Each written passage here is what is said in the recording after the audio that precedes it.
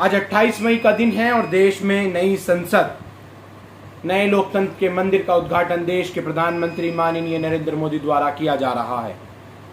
जिस वक्त ये उद्घाटन समारोह राज्याभिषेक एक तरह से कहूं प्रधानमंत्री का चल रहा था, जिस तरह से एक राजा पूरा एक अपने राज्य अभिषेक करता है, तमाम तैयारियां की जाती हैं, बुलावे दिए जाते हैं लोगों को, उसका जश्न सारे उसके राज्य में किया जाता है। ठीक उसी तरह नए संसद भवन की तैयारियां जोरों शोरों पर थी।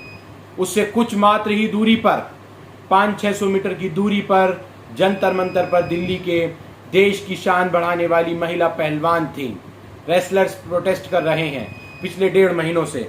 उन पर आरोप लगाया है उन्होंने एक भारतीय जनता पार्टी के सांसद पर, ब्रजभूषण शरण सिंह पर, जो कि कुश्ती महासंघ का अध्यक्ष भी है, कि उन्होंने उनके साथ यौन शोषण किया है। महिला खिलाड़ियों के साथ लगातार यौन शोषण होता रहा है। देश की राजधानी दिल्ली में एक तरफ तो लोकतंत्र के मंदिर का उद्घाटन हो रहा था और दूसरी तरफ जंतर मंतर पर हमारे देश की शान बढ़ाने वाली बेटियों पर उनकी आवाज़ को, बेटियों की आवाज़ को कुचला जा रहा था। दोनों अपने आप में बहुत महत्वपूर्ण हैं। एक तरफ राज्याभिषेक चल रहा है, एक तरफ उस राज्याभिषेक के खिलाफ तो नहीं, उसी राज्याभिषेक जहां राज्याभिषेक चल रहा था उस राजा की कहानी के खिलाफ वहां उसके सामने एक महिला सम्मान के लिए महापंचायत लगाई जानी थी। देश की नई संसद के बाहर खिलाड़ियों ने आह्वान किया था कि देश की तमाम महिलाएं आएंगी और हम महिला सम्मान के लिए महापंचायत लगाएंगी। लेकिन दिल्ली पुलिस ने एक तरफ जहां प्रधानमंत्री का ये उद्घाटन समारोह चल रहा था, दूसरी तरफ जो खिलाड़ी संसद भवन की ओर पहुंचकर उसके बाहरी समीप के हिस्से पर वहां पर महापंचायत लगाना चाहते थे, दिल्ली पुलिस ने उनको नहीं जाने दिया। मैं आपको तमाम वो तस्वीरें दिखा रहा हूं जो एक लोकतांत्रिक देश में लोगों की आवाज़ को दबाने का लगातार प्रयास किया जा रहा है। और ये कोई आम लोग नहीं हैं जिनकी आवाज़ को इस वक्त देश की हुकूमत या फिर दिल्ली पुलिस दबा रही है, बल्कि देश की शान बढ़ाने वाले, देश की गौरव महिला खिलाड़ी या फिर रेसलर्स हैं। इन तमाम रेसलर्स को आज जंतर मंतर की ओर जाने नहीं दिया गया। इनके साथ पूरा देश आना चाहता था, कई किसान संगठन आना चाहते थे, खाप पंचायतें आना चाहती थी, लेकिन राजधानी दिल्ली के सुरक्षा बॉर्डरों की बढ़ा दी गई और सबको रोका गया। इस राजा की कहानी में एक राजा जिसको का उद्घाटन समारोह से कोई लेना देना नहीं, लेकिन लेना देना है इस बात का, देश में जो इस वक्त हुकूमत है, सरकार है, वो भारतीय जनता पार्टी की है, नरेंद्र मोदी की है। और ये तमाम महिला खिलाड़ी, महिला पहलवान ब्रजभूषण शरण सिंह, जो कि भाजपा का एक सांसद है, उसके खिलाफ पिछले 1.5 महीनों से दिल्ली के जंतर मंतर पर प्रदर्शन कर रहे हैं, मांग कर रहे हैं यौन शोषण की और पोस्को एक्ट में मुकदमा दर्ज है, गिरफ्तारी कब होगी। महिला सम्मान की बात देश के प्रधानमंत्री नरेंद्र मोदी हमेशा से करते रहे हैं, लेकिन क्या आज वो लोकतंत्र के मंदिर में जब भाषण दे रहे थे या उसका उद्घाटन कर रहे थे या फिर वहां अपने राज्याभिषेक की तैयारी कर रहे थे, भूल गए कि देश की बेटियां भी इन्हीं सड़कों पर, देश की इन्हीं सड़कों पर संसद भवन से करीब में महापंचायत करना चाहती हैं। लेकिन दिल्ली पुलिस को आदेश था कि महापंचायत नहीं होनी चाहिए। तमाम खिलाड़ियों को, तमाम लोग वहां पहुंचने वाले लोगों को दिल्ली पुलिस ने जिस तरह से पहले से करते आए हैं, हर वर्ग के साथ गिरफ्तारियां, डिटेन करना, हिरासत में लेना शुरू कर दिया। महिला पहलवानों को, जो देश का शान और गौरव जिनको कहा जाता है, जब वो ओलंपिक में गोल्ड मेडल जीतती हैं तो प्रधानमंत्री उनको घर पर बुलाकर चाय पिलाते हैं, उनको तमाम तरह की शुभकामनाएं देते हैं और उनको अपनी बेटियां बताते हैं। लेकिन सवाल इस बात का, क्या वो अब देश के प्रधानमंत्री की बेटियां नहीं हैं या फिर वो अब इस देश की बेटियां नहीं हैं? क्या वो अपने लिए न्याय की मांग कर रही हैं, इसलिए बेटियां नहीं हैं? सवाल आप ज़मीनों पर रगड़ती हुई इन तस्वीरों को देख सकते हैं। ये कोई आम लोग नहीं, बल्कि देश का गौरव और देश का मान बढ़ाने वाली महिला खिलाड़ियां हैं। इनको इस तरीके से घसीटा मारा जा रहा है जैसे कि ये किसी और पराये देश की हो या फिर इस देश के नागरिक ही ना हो और कोई आतंकवादी संगठन से जुड़े हुए लोग हों।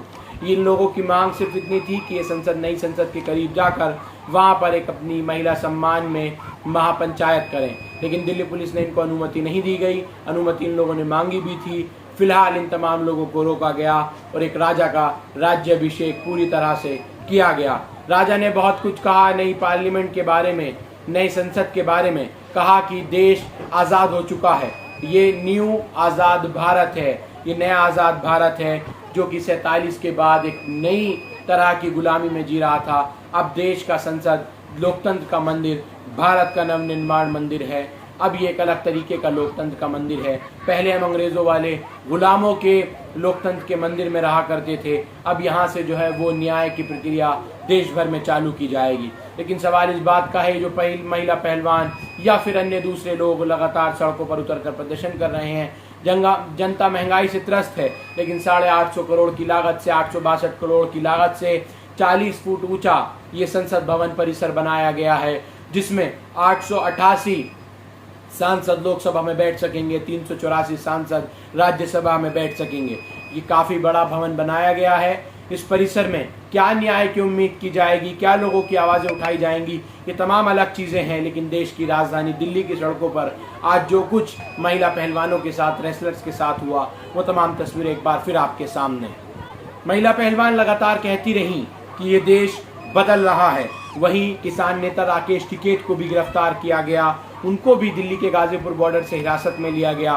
टीकरी बॉर्डर पर, सिंधु बॉर्डर पर सख्ती बढ़ाई गई, हाई अलर्ट जारी किया गया, क्योंकि मात्र 500-600 कदम की दूरी पर जो है वो नए संसद भवन का उद्घाटन किया जा रहा था। लेकिन सवाल इस बात का, क्या देश में लोकतंत्र के इस मंदिर में क्या लोगों के साथ इंसाफ हो सकेगा, न्याय हो सकेगा? क्योंकि पिछले 1.5 महीने से देश की बेटियां गौरव, देश का मान बढ़ाने वाली बेटियां यौन शोषण के खिलाफ, बीजेपी के एक सांसद के खिलाफ वो प्रदर्शन कर रही हैं कि उसकी गिरफ्तारी की जाए।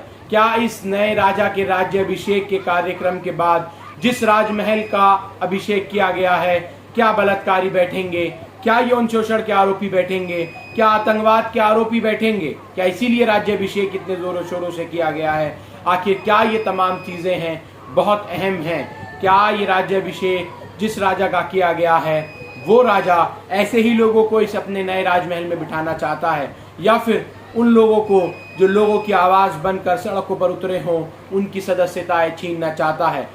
तमाम राजनीतिक पार्टियों ने, कई राजनीतिक पार्टियों ने, तकरीबन 20 से ज़्यादा राजनीतिक पार्टियों ने इस नए राजभवन का, इस नए राजा के राज्याभिषेक का बायकॉट किया है, तो कई राजनीतिक पार्टियों ने समर्थन भी किया है। उन्होंने कहा कि हम नए संसद भवन परिसर का क्यों विरोध करें, ये देश की सरकार ने बनाया है, देश के चुने हुए जनता के प्रतिनिधि, लोकतांत्रिक तरीके से चुने हुए प्रतिनिधि इसमें बैठेंगे, तो हम इसका विरोध क्यों करें? वही राजनीतिक पार्टियों ने आरोप लगाया कि देश की उच्च सम्माननीय महिला या फिर उच्च पद पर बैठे हुए राष्ट्रपति महोदय को इसका उद्घाटन करना चाहिए, जो कि इस वक्त एक दलित परिवार से हैं। महामहिम राष्ट्रपति द्रौपदी मुर्मू इस उद्घाटन में पहुंची भी नहीं। हाई कोर्ट नहीं, सुप्रीम कोर्ट भी इस मामले को पहुंचाया गया था, लेकिन सुप्रीम कोर्ट ने इस मामले में सुनवाई करने से साफ तौर पर इनकार कर दिया। लेकिन आज जो कुछ राजधानी दिल्ली की सड़कों पर सत्ता का अहंकार नजर आया, उससे अंदाज़ा लगाया जा सकता है कि इस नई संसद भवन परिसर में क्या कुछ अगले सालों में होने वाला है। आप तमाम लोग हमारे साथ जुड़े, दिन भर की खबरों के लिए बेहद शुक्रिया। लेकिन